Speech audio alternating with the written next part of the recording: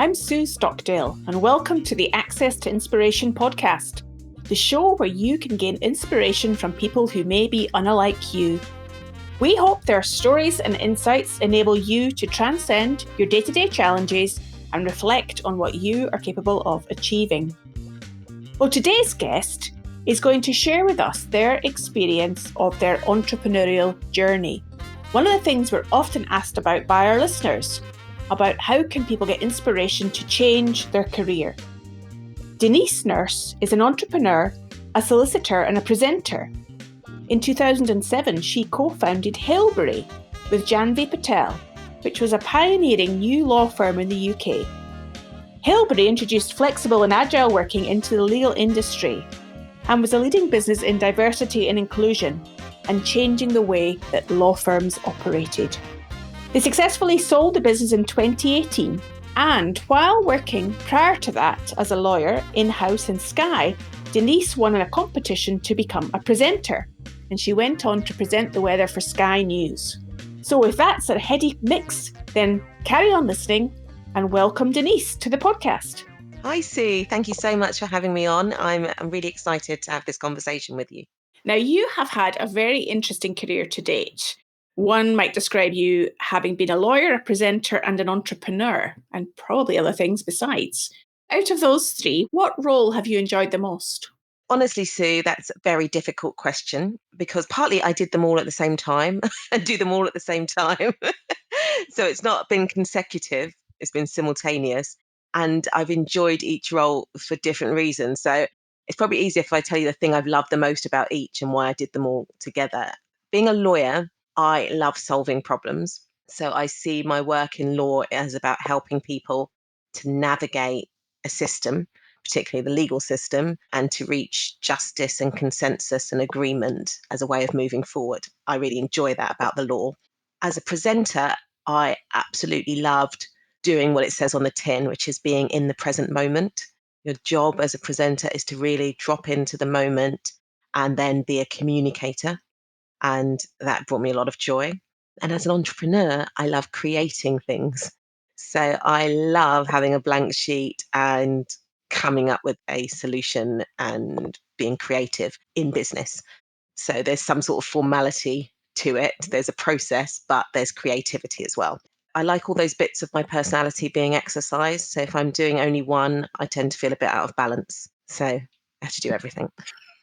Well, that sounds like a great mix. And I can imagine, from what I understand you've done, Denise, your world of working within the legal system, you've used your creativity and your being present within it to think about how it could change to be more inclusive and diverse. Is that a bit about why Halebury was started? Yeah, partly. In all honesty, it was started out of a selfish desire to create a working environment that I wanted to work in. And then I looked at that inwards desire and then thought externally, if it works for me, surely it would work for many others. So my training in the legal field had been quite traditional. I'd done a law degree, I'd spent a year at law school, and then I'd worked for a traditional law firm in the city of London. And when I say traditional, I mean it had been existed for 100 years. It was called Charles Russell after the founder. One of his great-great-grandsons was still the managing partner. So it was traditional in that sense. It was a majority male, middle-aged white leadership of about 50 partners. There were 5 women, I think, at the time that were equity partners, so had a stake in the firm when I was training. The way I looked at the environment at that time, you could look at pretty much most other firms, and they had a similar blueprint. They were very successful, they were good lawyers, but they were very homogenous in the way they did things. So if you wanted to do something different, there was a shift in 2000, which is when I qualified, where you went to work for a company in a company, and that's called working in-house as a lawyer. And what I experienced there when I went to work for Sky was diversity of experience and thought. So in a law firm, you are lawyers working together as lawyers, which is great, but you get a very siloed view of the world. You go to a company, and I was part of a department which worked with marketing and HR and business people and commercial. So just in terms of my environment, it was much more diverse in terms of the type of work we were doing. I launched Halebury because what happens is, as a lawyer, or what I noticed was that I wanted to leave the profession so that I could pursue other things and more creativity, because I didn't think within the structures that existed I could continue and do both, even though I knew as a person I could. So Halebury was about flexibility. It was about allowing people who were lawyers who wanted to explore the whole of themselves whilst continuing to be a lawyer to be able to do that. And I thought that would bring richness to the profession. So instead of losing people who would reach a certain level in their career and they would get to a certain level and then think, I don't want to commit over 100 hours of my week every week to being a lawyer only and working in this construct. I want to do something else and be a lawyer. Halebury was, for me, was initially about that. And that flexibility also meant that women, minorities, others who would otherwise have left the profession had a place to go. So the structure allowed the diversity. Oh, that makes complete sense. And you're reminding me of a book that I read recently called Range by David Epstein. I don't know if you've come across it. How generalists triumph in a specialized world. And that idea that being able to behave perhaps more broadly than just a pure specialism enables us to adapt in uncertain situations and when the world is rapidly changing. And I get a sense that that partly might have been one of the benefits that Halebury was creating, was people who had that more generalist mindset. Would that be right? That's absolutely right. That was one of our key selling points and one of the unique attributes. So, law firms, again, are about specialists. You gather together a group of specialists, and then when a client comes to that law firm, they will be presented with the intellectual property lawyer and the employment lawyer and the property lawyer, and then they have to work together to give a piece of advice. When you work for a business, you'll often get more of a generalist because the lawyer working in that business has to turn their hand to lots of things. And then what you got with Halebury were people who had done both and who were additionally able to pivot and change and work in different industries. So they would bring fresh perspective to each role by working flexibly on projects in a business for a period of time and then going to another. Well, it's certainly becoming more required in these uncertain days that we all are experiencing. And is it when you were in Sky that you had the opportunity, or it appeared so that you could begin to do some presenting? Tell us about, how did you move into being a presenter? Yes, opportunity is the key word there. I like to think of it as preparation and opportunity, which created a lucky moment. And the preparation wasn't deliberate, as in, I wasn't deliberately seeking a presenting role. I was very happy being a lawyer working at Sky. It was fulfilling all of my needs in terms of flexibility and career development. However, going back to why I do lots of different things, so I thought, investing in myself, I would pay for a 1 day television presenting course that I'd found just for the hell of it. So I did that for fun, really enjoyed it. But at the end of the day, they said, hey, if you want to pursue a career, do XYZ. And I said, well, I don't want to pursue a career in TV. I love my lawyer job. This was fun and self development so I could be more confident in presenting. Lo and behold, a few months later, a poster went up on the wall at work which said, can you cut it? Do you think you could be a presenter? Enter our workplace competition. And so I entered the competition in the spirit of fun, and the universe seemed to be, presenting me this opportunity, but with no expectation. I ended up being, through various rounds, making it to the top 10. And the top 10, they sent us for a week's training at the National Film and Television School. And interestingly, out of that top 10, 4 of us had all attended that same 1 day course, not knowing about it at different times. So that's why I say preparation opportunity. None of us knew why we were doing it at that time. This opportunity came up, the skills we had learned were relevant and had got us to that stage. And eventually I was voted by my peers as one of the top 3. So they had to watch a show reel that we created. And that opened up this opportunity to present for Sky News and become a weather presenter. And at first I said no to that opportunity because I was a lawyer and it was just ridiculous in my mind. How could a lawyer? I've trained for years. I'm very serious. I'm very credible. How could I be a weather presenter when I know nothing about weather, physics, geography? The head of weather at the time explained to me that the job was actually about storytelling and presenting information in a digestible form, taking in a lot of information that could be quite technical and then digesting it and boiling it down and communicating it. And he said, I think you're good at that. And I thought, yeah, I think I'm good at that. And actually, my legal skills have prepared me for that. So, but then I thought, well, I can't be a presenter because I have a mortgage and I have a salary and I can't leave my job. And then they presented me with the opportunity to do it as a secondment for 6 months and then go back to my job. So there was no downside. I kind of assessed the risk. There was any upside. I discussed it with my nearest and dearest. It was a chance to step out of a role that I'd been focused on for a long time and see myself in a new perspective, which was too delicious to ignore. There was a lovely safety net, so I was able to go back if it didn't work.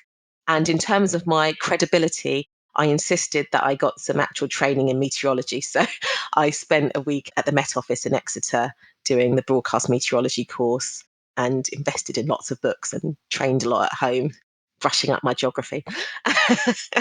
So it was good fun. And that's how I started in TV. Once I was in, I loved it. And what happened is I never went back. They offered me a full-time role. I left my full-time legal position, became a full-time weather presenter, and then explored as what else can I do while I'm doing this. So I got work doing travel presenting. I worked for Sky News, got an agent, and eventually I worked for the BBC on Escape to the Country, which is a property show about the countryside. So it was fantastic. And it was in that time when I was doing that Halebury was born. That's when I had that moment when I thought, well, I miss law. I miss problem solving. How can I problem solve and present at the same time? Oh, I'll set up a firm where I can work flexibly. It's a lovely story describing that transition. And it seems to me there was something about when any of us are presented with opportunities, how do we believe it is possible? How do we believe we can do it? And I'm wondering at that moment when you were deciding whether to say yes or no, if you were looking back on it now, what do you think you've learned about yourself as a result of going through that process? I'm curious about that moment as well because it was such a major life shift. And the question I asked myself was, what would make me believe this was possible? So, exactly what you're saying. What I needed at that time was to believe, one, that I wouldn't lose something. It's not true, but it was my thought process. What I know now is that you're never losing anything. You're just moving into something new and trying something new. There's no possibility I could have lost something, but that was what was in my mind at that time. I will lose credibility. I will lose this career that I've worked so hard for by going off and trying something new. And what I created for myself was the illusion of a safety net. So I called it a safety net, but it was just a thought. I needed the comfort of that thought that I can go back if this doesn't work out, which in all honesty, I always could. So it was kind of coaching myself into what do I need to believe to take this step, because I knew it was such an amazing opportunity and I felt it was something I wanted to do. And then I needed to rationalize in my brain how I could do it. Hi, it's me again. Remember, you can keep up to date with all the news from Access to Inspiration by connecting with us on social media. You'll find us on LinkedIn, Facebook, Instagram, and Twitter. Just type in Access to Inspiration and let us know what your thoughts are on the podcast so far. So, having rationalised it in your brain, taken the step, and of course it being all upside as you're describing, did that help you when it came to the next risk, if you like, that you were taking in setting up Halebury? Absolutely. Because as you say, as I retell the story, and I'm conscious of this, it does always sound all upside because that's the way I tell it. And that's the way I genuinely feel it. I feel, in retrospect, I always look back and it's like all the upside I see. In truth, I did give up my career. I did stop being a lawyer at a pathway I was on where I could have maybe progressed within a company. I did give up the salary that I was on and the perceived safety net of that salary and pension, etc., and became a freelancer in the presenting world. And what I learned was that it was all okay, that the bottom didn't fall out, and that actually I felt more in control than I had ever felt before. Because each next step now I was taking responsibility for as owned by me, as opposed to a notion that I was an employee of someone else. My next steps were determined by whether I was given a promotion or someone else allowed me to make a step. And my thought process when I stepped away from that was, one, I am not only a lawyer, I'm not defined by that title and everything that came with it. I can be something else or do something else quite credibly.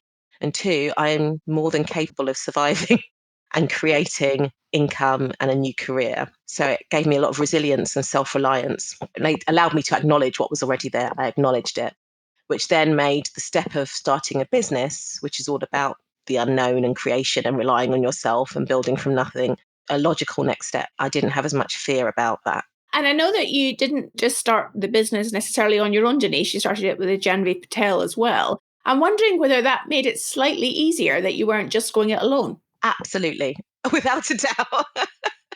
We both acknowledge this. So Janvi and I had been trainees at the law firm together. During the period where I had stepped away from my full-time law role, she was also in the process of figuring out what next step for her in her legal life. And actually, the genesis of Halebury came from an idea with her. So I had my idea for how I wanted to set up a firm. And then her idea of Halebury was this idea of a consultancy where lawyers were working as consultants. And her background was an employment lawyer. So she had been looking at why couldn't lawyers work the way other business, or maybe taking solicitors and making it more like a chambers, a barrister's chambers. So the two of us came together. And in some ways, that is how law firms work or other professional practices tends to be partnerships and people coming together to do all those disciplines. So in some ways, we were being a little bit traditional by coming together, but we both acknowledged that having that other person by our side who was in that almost the same position, the leadership position, sharing the risks together, made it easier because there was always someone else to talk to who understood the position. So that loneliness of leadership, in that sense, we didn't experience as acutely as some might because we had each other. And that balances against the other consideration, which was, hey, we're friends, we get on very well. What's that going to be like going into business together? Will that work? Will it last?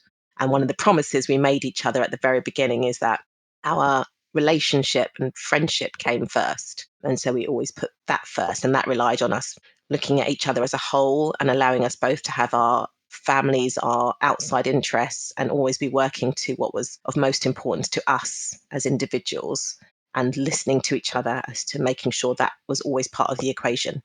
And then knowing if it ever wasn't, that we needed to course correct or maybe do something else. And by being very clear on that at the start, I think that's helped us a long way on remaining friends, which we still are, and being successful business partners. As you have grown Halebury over the years and obviously subsequently sold it, what did you learn about being an entrepreneur during that time, Denise? Oh, I learned so much. There was a reason entrepreneurs go off and write books because so much learning. It's a great ground for self-development. And that's one of the key things I learned, that to grow a business, to scale it, to go through the process even of sale requires much of you as an individual. You have to be constantly developing and challenging yourself and learning and growing. It's really good for self-development. And with each step and development of your business, you are required to step up and change. So it's a lovely vehicle for pushing change within you or creating opportunities for change. But I truly don't believe you will make it to the next step unless you do that self work and then move yourself along. Or you might make it, but you might not be intact. So you'll fall over at some point, because I did get ill during the process, trying to do everything all the time. I mean, I've described doing 3 jobs. I think the crushing point was just before I then added in having a family. And I met my husband to be, who's now my husband, and became a stepmother of a 9 and 12-year-old overnight. And then a couple of years later had my son. And all of that change, plus everything else I was doing, something had to give, and I had to start figuring that out. So being an entrepreneur, I think you will push yourself in personal growth more than you ever thought. So I see it as akin to becoming a parent, dealing with this new entity that in some ways has a mind of its own and a direction of its own. And you're always trying to nurture and guide and help it to grow, but allow it to be its own personality as well. And to do that, you have to do a lot of self-work. So, just picking up on that point about looking at a business as being a parent to a child, one of the things that is often talked about as a leader is about leaving a legacy. And I imagine as a parent, one leaves potentially a legacy through their children. What do you think the legacy is that you and Janvi have left, having successfully sold Halebury to part of a large global organization? One of the things I am most proud of, Sue, is empowering others and giving opportunities to others. The existence of Halebury did that in a few ways. Firstly, we profoundly had an impact on the legal industry. Flexibility is what we are doing today. It's now 2021, and the last year of COVID had everyone working from home and remotely and flexibly, and realizing that you can deliver your work in different ways. We were doing that in 2007 at the beginning of Halebury. And one of the key messages we were constantly delivering when discussing with potential lawyers and clients was that this was possible, to put it into the mix of how things are done. We weren't saying it was the only way, we were just saying it could be legitimately part of the mix, and it would give you a richer, more diverse workforce and provide some balance to people's work lives if handled properly and wisely. So making that impact and showing that that was possible, I think, has definitely made a difference in the legal industry, and lots of them are catching up with it now. Then the team that we worked with, the lawyers who worked with us, many of them have actually gone on to create their own versions of Halebury or their own businesses. And I love that. We were looking for people with that entrepreneurial spirit to take that on. I see that as a legacy, that they have felt the confidence to take their own creativity and their own spin on things and to do that. And then thirdly, in the sale to the larger organization, what we built within Halebury continues, and that business, in the year that we stayed with the US business, we took on their equivalent service. Janvi and I ran that together globally, and we doubled the size of both the legacy Halebury business and their business, and it continues to exist and grow now, even in these challenging times. And the employee team that we'd put together transferred across with us, and they have stayed, and we helped them develop into the next levels of their careers. So whether they became directors or able to work more globally or work on bigger accounts and get some more training and development. And that was something we really wanted to do. So in those three areas, I'm supremely proud of what we've done. That's quite a legacy to leave in different ways, Denise. In terms of what's next for you, with all of this free time now that you've sold your company, do you just sit home with your feet up, or you got other plans? Well, I had planned, like much of the world, I had plans for 2020, and they involved traveling and spending lazy afternoons having long lunches with friends and family and people I hadn't spent as much time with during the years of building and growing the business. As we went into the global pandemic and lockdown in April 2020, that changed. Obviously, I couldn't travel and do all of those things. I did get to spend quality time with my family, particularly my 7-year-old son, and homeschooling, which has been challenging, but also very enriching. And I was so grateful I had that time where I wasn't working to really focus on him and the family. However, what the pandemic also threw up were inequalities, injustices. It was all very much in the spotlight. It has been, it continues to be. And a couple of things resonated with me the most, and I've got the most enraged about them. And so I've gone into my usual mode of what can I do about it. So there are two projects I've been working on in particular. One is to support children with special educational needs and disabilities and their families in navigating the legal structure around education. The second is in relation to race and discrimination. The murder of George Floyd in America was a catalyst to spotlight on the Black Lives Matter movement. And after a period of upset, anger, and grief, my reaction is to found something that empowers Black people to do something that can create change for themselves. So I founded something called the Black Founders Hub, again with two other co founders. And that is a peer networking group for ambitious Black founders of professional services, bringing them together, allowing them to collaborate regularly and to take their businesses to the next level. I started looking at the data there, and it's woeful that the average Black owned business in the UK earns only £25,000 per annum. And that's according to a diversity survey by the British Business Bank. So we want to help those businesses go from there to 6-figure turnover and then to 7-figure turnover, and to leverage the knowledge and wisdom of each other to do that. So that launched in December 2020. So I'm very excited about that. So those two projects have been my non-profits, and I will be launching myself into whatever new for-profit business I take forward for myself in the summer, I think. Well, it sounds like you're going to be busy with all of those activities, Denise. As you sit here today, just reflecting back on your career as we have been, I'm wondering if you could tell your 16 or 17-year-old self some advice about the journey that was going to be ahead, what would be that advice you would give to your younger self? I would advise myself to enjoy the journey. And one of the mantras I now enjoy that I would say is everything is working out for you. Everything is always working out for you. And something that I've always believed in and I share with other friends is that our life is a story and we don't know the next chapter. So even when the chapter is quite a dark and tragic and awful one, you don't know what the next chapter is. So that allows me to have some perspective when I'm going through difficult times. I like to think, oh, this will make a really interesting chapter in my book. When you're looking at the end life cycle, hey, this dark moment will be that point in the book where, wow, what happened next? And as dark as it can be is as light as it can be. So however bad it is in this moment, the equal and opposite can be true on the other side. So you've just got to hang on in there, just keep taking the next step. I would tell myself that, and within that, therefore, enjoy the journey. Don't get so hung up on what has happened and what might happen. Just enjoy where you are. Well, that's a lovely point to end us on our journey in conversation today, Denise. It's been fantastic to talk to you and to hear your insights about your career as an entrepreneur, presenter, and a lawyer. If people want to find out more about you and the activities that you get up to, how might they do that on social media? So on social media, I'm most active on LinkedIn. It's in the professional services space. And so that's just Denise Nurse. That's my LinkedIn profile. And on Twitter, I'm at Denise BN. And then Black Founders has launched. So you can have a look at the website there. It's blackfoundershub.com.